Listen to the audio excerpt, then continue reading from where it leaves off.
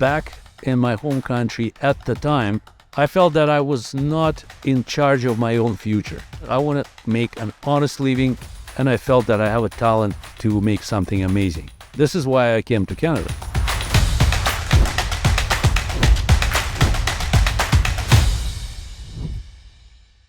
Welcome to the Canadian Dream Podcast. I'm here today with someone who has been in Canada for 3 decades.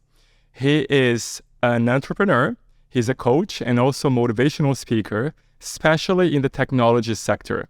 I'm here with Boriss today. Hey Boriss, thank you for coming by. Thank you, Elton. It's my pleasure to be here. How are you feeling today? Great. Yeah. Awesome. You love being on camera and or in front of people, right? And you have a very strong energy. Well, I don't know about camera, but I really enjoy, motivating people, being a mentor. I have a lot of students that I worked with over the last 20 years and really see amazing success. And that, of course, energizes me. Did you study music before coming to Canada? Is that right? Well, I studied music when I came to Canada, but before I studied aeronautical information systems. I studied aviation In Russia? Yeah. And how was your upbringing in Russia? What sort of a family structure did you grow up into? I don't know. I was happy. I was had a happy childhood. My mom was a teacher. My father was a naval officer, an engineer, specifically in communication. Maybe my love for technology came from there, and my teaching, actually, I've never thought of it. I'm just thinking about it now. So I think maybe my love for teaching and mentoring and, inspiring people probably came from my mom. And when did you decide to move out of Russia? I had that thought on my mind ever since I was 13. So I had a high school sweetheart. I remember us sitting, by the water, on the beach and talking about how we would live somewhere by the ocean in the warm place, right? And so that's basically, that goes back to when I was 13. And so when you came, it was 1992. Yes, right? I moved to Canada in 19. So right after the end of the Cold War. What was the situation for people at around your age back then who wanted to get out of Russia? Was it easy? Were there many people doing the same as you? I was already a professional musician in Russia, and I worked for Moscow Philharmonic, and our group was at the top of the building. We had a enormously huge windows in the building, and we could actually observe everything that was happening on the streets. As streets were not quiet. So there was a lot of happening, the power struggles, Gorbachev out, Yeltsin in, tanks on the street. It was a really, really difficult time, I would say. And do you think that for most people who were leaving the country, were they actually going after their dreams, or were they rather fleeing, escaping? Well, honestly, I think most people, vast majority, were just fleeing, just escaping the hardship, the power struggle, the economy was in really terrible state, right? I remember we were lining up to buy bread, and the lineup was enormously huge, right? So you'd wait for 2 hours without knowing whether bread will be delivered to the store or not. So that was kind of times, right? A lot of my friends and family, they were in part of airline, part of aviation industry, right? And a lot of people traveling. And I had quite a lot of friends and family too, visiting Canada, coming back and sharing their experience. That was amazing. And how was the very beginning of this journey in Canada? When I came to Ottawa, I came as a musician, right? Yeah, I was part of several opera productions by Puccini, by Donizetti. It was incredible experience. Nice. How long were you in Ottawa for? I was in Ottawa for, I think, almost 3 years. Where did you live? How much money did you make? Who did you hang out with? How were these first 3 years in Canada? Quite interesting, because when I came, I didn't speak a word of English. And some people from the Russian-speaking community suggested that you don't have to learn anything. You live here, that's it. You're going to be speaking very, very quick. You're going to be speaking English, right? So, naive me, of course, I think like, oh, okay, good stuff. I'm just going to relax and it's going to come. Well, of course, nothing happened. And a few months later, I realized that I have to take it seriously, right? So I bought a audio course and started listening and reading and recording myself. So on one cassette, I was listening to the narrator. And then on another cassette, I was recording myself, then playing back. So I was learning English. It took me a month. Basically, I locked myself out. And for 30 days, I was just made it my full-time job. Your own intense English course. Yeah. And how do you think that helped you learning English? How important was it back then? That particular experience changed my life, and probably changed the life of many of my students, because I came up with this system where you do a lot of reading out loud. And when many years later I started teaching, I advised people to try it at the beginning back in 2004. I say, just try it, right? Give them definitions. I say, read it out loud 10 times, 50 times. Just same definition again and again, and see what happens. So people started doing that, and then the outcomes were absolutely incredible. People started performing really well at the interviews, and so that's basically the impact of that particular experience. That's what it was. Were you an avid reader as well? Of course, I read a lot, right? But when it comes to this specific course, what I did is I started reading topics. And I would read it without stopping, even if I don't know what the next phrase or next word meant, because I wanted it to come, the meaning to come to me, in context. Because I realized pretty quickly that when I try to translate every word, then I know what it means in my language, and when I use it next time in the sentence, it still comes like my language. I'm speaking my language, my mother tongue, but using English words. And that I thought that did not work well for me. So I started reading, and that took me only 30 days. And I walked out speaking English. It was very, very basic conversational English, but I was no longer afraid of picking up the phone. We had this phones back then that you actually pick up. And I was not afraid to ask a question at the store, like very basic.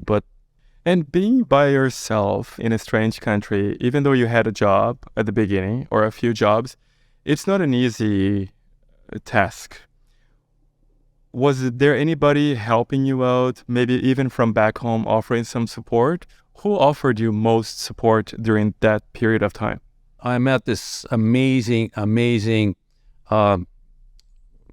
singer that was also working for opera company in Ottawa.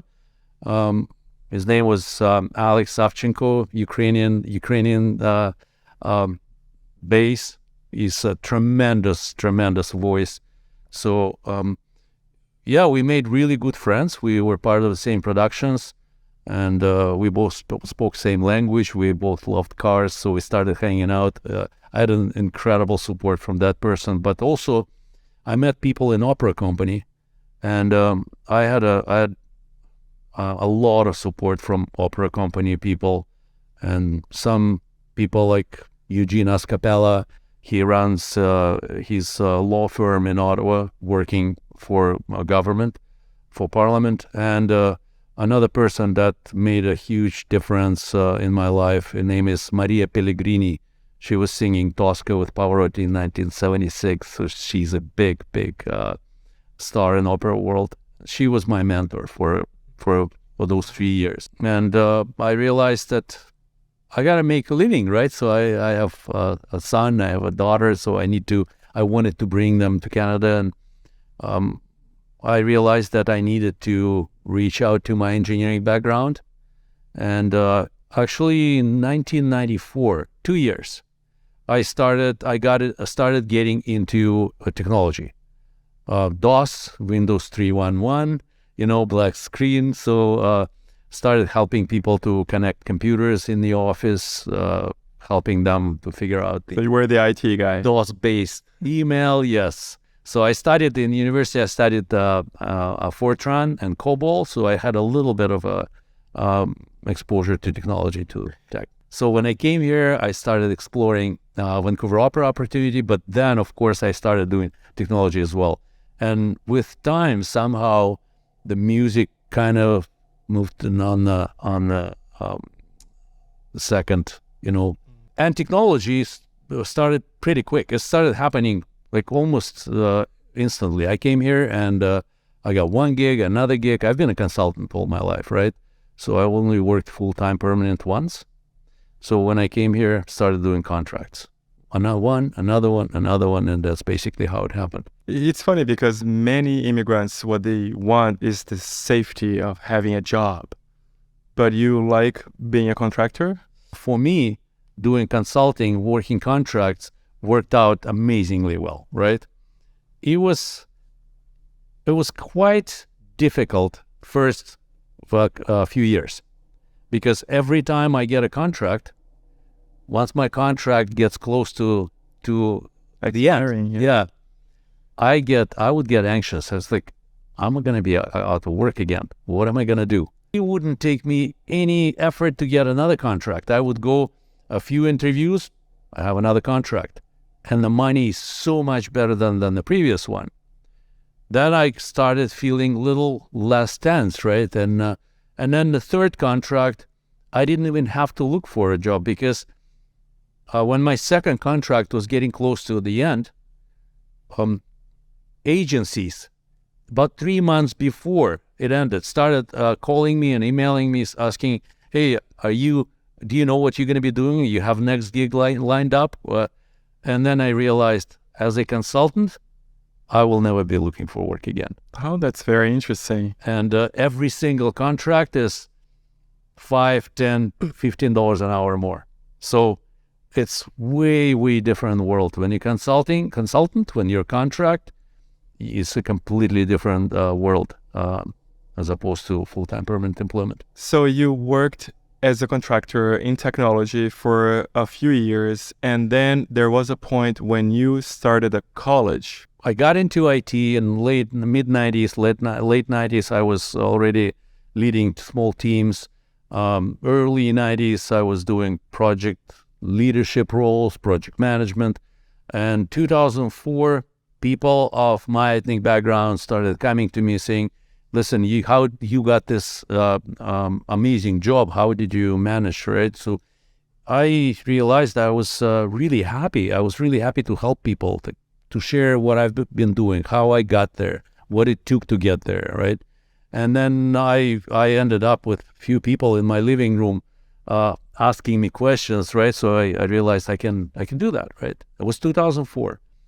And then a year later, I had a big, massive whiteboard in my living room and changed the sofa to chairs. And so I basically was teaching small groups of people and motivating and inspiring. Basically, that's what I did since 2004. And in 2015, but since 2010, I started thinking that I gotta do something, because it definitely makes difference for people. People landing amazing jobs, right? The companies, people land jobs in IBM, Boeing, HP, Lululemon. The list goes on and on and on and on, right? Government, ground control corporations. I realized that I have something, right? So I have something there. And since 2010, I started thinking, I don't know, how do I start? It should be some kind of training business or training facility, right? But I thought, there is no way I'm going to pull it out alone. I'm not going to be able to manage alone, right? And I did not have a person that I was thinking would be a partner for me that I can trust and I can do this with, right? And then one of the projects I did for ICBC, it was 2015, early 2015. I'm sitting doing my work, and it just dawned on me. I have a friend that I've been sailing with. He's huge boat lover. He does sailing, and we big boats, small boats, anything, right? All about boats, yachts, right? So, and I realized me and him, we've done so much. We've been to such big storms and very difficult situations and problems and issues. And he was solving them. Like I've never seen anybody else solving problems like that. I literally dropped everything that moment when I realized that. Why did I not ever think about him? So I dropped everything I was doing, walked out of the office because, of course, I didn't want to talk about it in the office with people around, right? I walked out of the office and outside ICBC office in North Vancouver, I'm just standing there outside on the street and talking to him. Hey, listen to this. I got this idea. I got to come. I have to come see you. I have to come see you now. I got really excited, right? He goes, okay. Yeah, come on over. So, and him and his wife, we spent the entire evening talking about it. And they were sold instantly. They said, yes, let's do it. Let's do it. And what was the idea? The idea was to start a training facility, some kind of educational, where we can teach people exactly the same thing that I've been doing since 2004, but in my living room, right? How did you sell the idea? Well, I told them everything that happened with people that I trained since 2004, where people ended up, what kind of job they landed, right? Where they work now. And also, he knew some of these people, but I never really brought it up like that to him. I say, listen, this is something, we got to do it, right? But I don't want to do it alone because I know I'm not going to be able to do it alone. Mm-hmm. And then he goes and we sit down, we talk with him and his wife, Susan. I don't know, I didn't say probably his name is Sergey. We literally started a college together. I was thinking, okay, we call it a technical school. And his wife, Susan, thank you, Susan, she suggested, guys, why go school? Go institute, right? I got intimidated for a second, and then I thought, what an awesome idea, right? 3 months later, we had a beautiful, beautiful building on Onassis Island, 2 stories. That's where college started. Then years later, you sold the college. Yes and no. So what happened is, in 2019, I was struggling, literally struggling, trying to grow the college, right? And I would talk to people. Out of nowhere, we got a phone call. People from UK, from London, UK, calling us, did you guys start a college? We go, yeah. Just the 2 of you? Yes. Did you get it designated? Yes. Can you issue letter of acceptance to foreign students? Can you support for student visa? We go, yes. But we did not even know what we started. Sergey and I started something. People start with millions and millions and millions of dollars as a startup capital. And we started with absolutely no money. Mm-hmm. It cost me though. There was time when I had to, let go of all of my possessions, and I actually moved in the warehouse. I literally lived in the school for a year now. Oh wow! But we managed to keep it afloat. So, and then these people from the UK approached us, and I could not believe our luck. I could not believe it. Was it a good offer? It's not really actually, it was luck in terms of that it came from my son, as surprising as it is.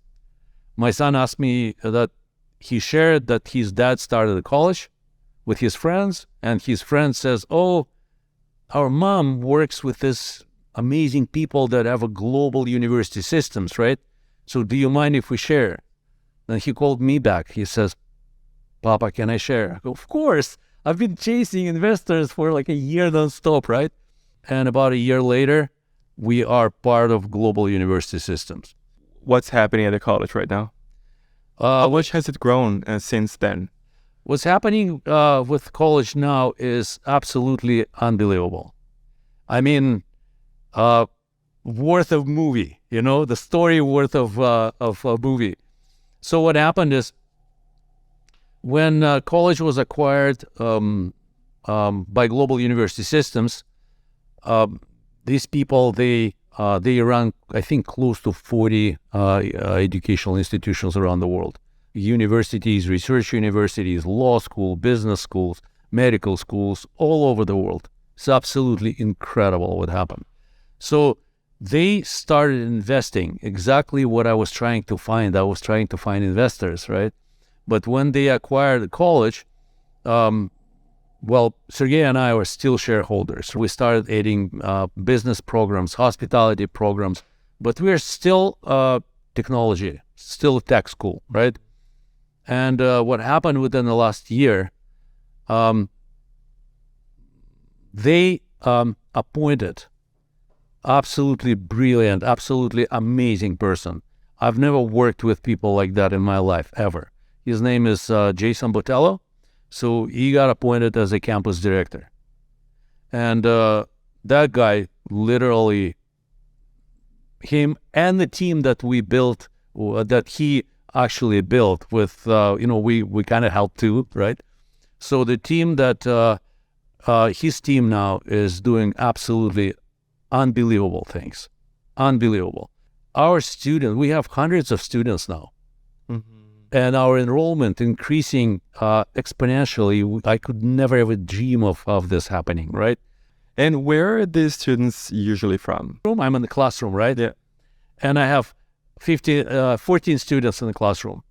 My first question, of course, I say hi and, greet people. I say, hey guys, how many, where are we from? And start asking, where are you from? Where are you from? Where are you from? 14 people, 11 countries. Wow. It's absolutely incredible. From all over the place. All over the world. So they're all coming here chasing their dreams. Exactly.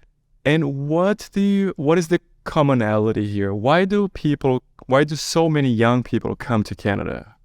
People come for the same reason that I came here. Mm-hmm.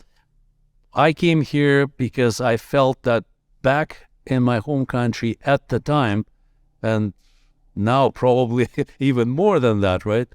I felt that I was not in charge of my own future. I did not want to, I'm not trying to paint this, sane picture of someone who is, basically what I'm trying to say is I did not want to give money to anybody for my well-being, to move on in the business, move in my business, get some contracts, or I did not want to take money from anybody. I did not want to lie. I want to make an honest living, and I felt that I have a talent to make something amazing. This is why I came to Canada. Back home in that time, even now, I'm sure I wouldn't be able to do anything without, paying up, as they call it, right? And here, when we were working through a registration of the college, it was absolutely incredible. It felt like government wanted us to succeed. They would call us. They would ask, how you guys doing? Can we help you with this? Can we help? Imagine, this is government. So they went literally out of their way to help us. And without all this help, we would be nowhere, right? And all these kids, but actually we have mature people too. They come from all over the world. I think they come for the same reason. They want to, they want to dream. They want Canadian dream, right? So, and it feels that it is achievable in this country. Is it still a land of opportunities like it was for you 30 years ago? Probably even more. 30 years ago, it was a long, actually, if you think of it, for me, in my age, it doesn't feel like it was such a long time ago, right? It feels like it was just recently. But when you think of it, Canada was a different country, different place 30 years ago. And I think it's absolutely amazing. Any difficulties you had to go through as a foreigner? When I came to Canada, I thought I would just come here, start singing, and my background in engineering, I'm going to be just, The rock star. yeah, a rock star, and they're going to make it in few days. But it wasn't so easy. It wasn't, no. I was singing in opera in National Arts Center in Ottawa, and singing as a lead tenor for Presbyterian Church. I did a few gigs here and there, singing, right? But of course, it's nothing stable. It's not a lot of money. And a lot of people in Canada were asking me, You're getting paid for singing? They could not believe it. They had no idea that you can actually make money with singing or with music, right? So so I had to do something, right? So, and I've done what I did back then. I got some work on construction. So I did, and I literally didn't speak any English, right? So I would clean construction, garbage. I worked as a dishwasher. It was quite an experience. I delivered pizza. I worked as a pizza man. Yeah, I just remembered it now. So those are good stories because many times people don't understand that when they move to another country, they actually not only have to start from scratch, but many times they will have to do things they would not do in their home countries. What else did you do that you would not have done in Russia? Helped people clean their backyards, and sometimes painting walls. And so basically whatever I could get my hands on, I would go and do it. And what was your mindset when you were doing all those things? Because sometimes it is disappointing and it's tiring. Did you ever consider going back to Russia, giving up on your dreams here in Canada? I did. Not only I did, I actually decided I actually went back. Oh? I just didn't make it all the way back. But I did go back. What do you mean? What happened is after this 2 some years in Ottawa, I realized that even though I started doing, started gradually getting into IT, especially in 1994, I realized that I was not really interested in what was happening. And so I was thinking, I will probably go back. I decided I'm going to just go back to Vladivostok, my hometown, right? So what happened is I love the ocean. So I decided I can't leave Canada without seeing the ocean, the West Coast.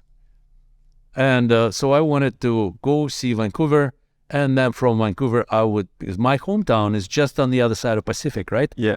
So I was thinking I'm going to go check out Vancouver, and then from Vancouver, I will fly back to Vladivostok. You fell in the trap. You can't come to Vancouver and not want to stay. No.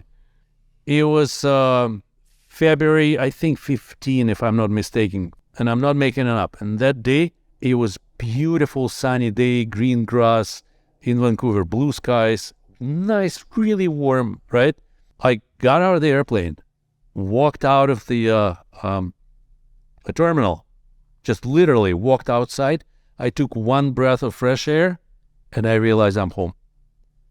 It was just 1 minute, like second. It was 1 second. I walked outside. I looked around, looked at the mountains with the snow caps, and green grass and blue skies, the sunshine. One breath of fresh air. That's it. I feel I'm home. You found your home. That's I'm very going interesting. anywhere. I felt something similar when I arrived in Toronto. I had been to 30 countries. When I arrived in Toronto, on my way, I took the subway from Pearson Airport to downtown Toronto. In the subway, I was already feeling it. Whoa. And when I arrived in Toronto, in downtown, walked around, I decided this is it. This is what I've been looking for. I had been to 30 countries, and I felt home for the first time. So I understand what you're saying. And now, Boris, you have been here for 3 decades, and luckily you are in a position where you can actually help other newcomers succeed and get those amazing jobs and pursue their dreams. Tell me finally more about what you're doing right now. What are your next dreams, your your new calling and all these people that you're helping now? I haven't cut my ties with the college. I'm still part of it, and I think I just can't walk away from seeing what Jason is doing with the college. It's just absolutely incredible. Jason and the team, Melissa, Melissa is, I just wanted to say hi. Melissa is awesome. So Jason, Melissa, Carlo, Erica, we have an incredible academic coordinator, and it looks like they still need my value, my input, my help. So I'm still with the college on consulting. And what do you teach there? What do you do? So what I do is I help with the hiring of instructors, because I have this quite big background in IT, running projects. So we're trying to bring instructors that have experience and background in the industry. That not just academic background, because that's not, we want someone from the industry. So I help with hiring. I help with actually coaching instructors. I do quite a lot of professional development with our faculty, and also people that, Jason, and we have an amazing guy named Seth Lee from Global University Systems, who helps us with our partnership, building our partnership. And Jason and Seth is just like, they're like an avalanche. They bring so much work, so much business to CCTB. So I still help around, but I feel now that I can do more helping people, what I did in the past, helping people landing amazing jobs. Now, between now and 2025, I think Canadian government projects for 500,000 newcomers every year. 500,000. So across Canada. Yes. So what happens, all these people, they come to Canada, and this is why, another reason why I started teaching. I've seen so many absolutely brilliant, talented people coming to Canada and ending up driving a truck or chopping parsley at a restaurant, or just like myself in the past, cleaning construction garbage, right? So, I mean, it's just sad. All these people they're amazingly well-educated, brilliant people, talented, intellectuals, right? All they need advice, piece of advice, maybe a little bit of motivation, inspiration, right? And possibly a little bit of training. So I know that there is demand for those short mentor type of engagements, right? So with these people, and I've been doing that, and the outcomes are incredible. So I decided to start something else, and that actually called Start. So maybe sometime soon you will see the portal that's called Start. And what's the part you enjoy the most of that interaction with these newcomers? I get really excited. You probably saw me when I walked in here today. I was really excited, and I was literally bouncing off the walls, right? Because I run full-day workshop with them today from 10 a.m. to 4 in the afternoon, and I got really, really excited when I do motivational speaking, and when I talk to my students or people that find my advice valuable, right? So you're feeling very motivated when you're motivating people. Exactly. I get energized, and I could tell people are leaving my sessions. They're usually leaving really like psyched up, literally, like walking out with but the actual reward from that comes when I get a phone call, and I keep talking in all my, presentations. I always talk about it. It's incredible when one of your students calls you and says, "Hey, Boris, guess what?"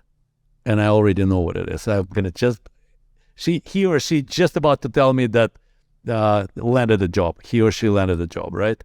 And my students, they're quite open. They tell me how much money they make. They say, "Oh, this is the money they offered me. This is amazing. Thank you so much." That is, I can't even describe. I feel so happy when I get those calls. Can you give me some recent examples of jobs that students landed? We have people landing jobs at Workday. Workday is an amazing, huge company. Another one is Fortinet. Fortinet. Yeah. Then another one, Lululemon. I actually spoke just not that long ago. I spoke with a former VP of technology from Lululemon, and I asked him, I see quite a few names. Most of them, that's what he said. Most of them are yours. I go, wow, that is incredible. And yeah, we have a lot of people in TELUS Health, in Boeing, in IBM. I don't know about salaries, because if I share salaries, our instructors will start leaving.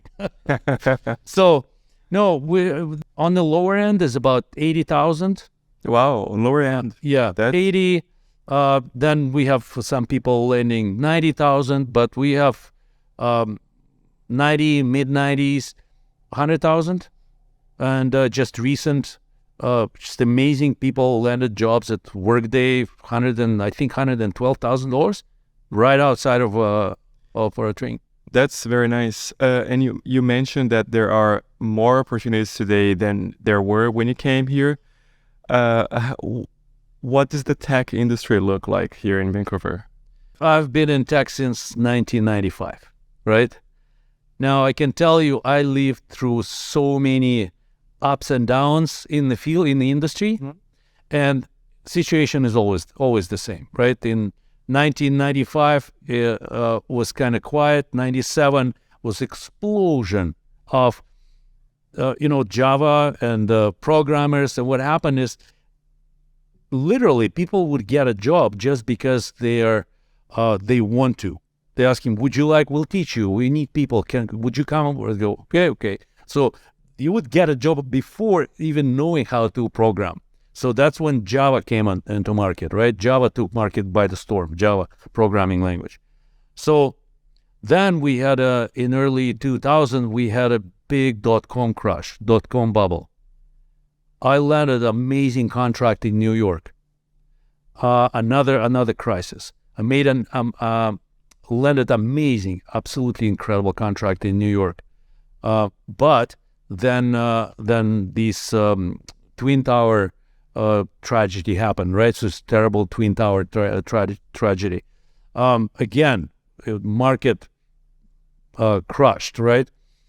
Then we had 2008, economic downfall. So IT always grows, always the huge demand for, when it comes to IT, any crisis that happens in the economy, in the industry, whatever crisis, it may slow down IT growth to a certain extent, but it doesn't even stop it. It only slows it down, but growth is still there. And a recent example, pandemic, IT exploded. Thrived. Mm-hmm. And now with AI? I was just using this famous that chat GPT that everybody's talking about now. Yeah. And I asked one question. Everybody, a lot of people concerned. I wanted to say threatened. No, probably right now it's too early to be threatened, right? But a lot of people concerned.